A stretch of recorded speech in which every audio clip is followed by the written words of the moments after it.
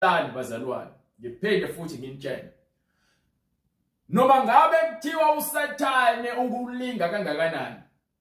Lapha uma uzoloku ulifunda iBhayibheli, uSathane ugcine ngayithola indawo empilweni yakho nasenhlizweni yakho.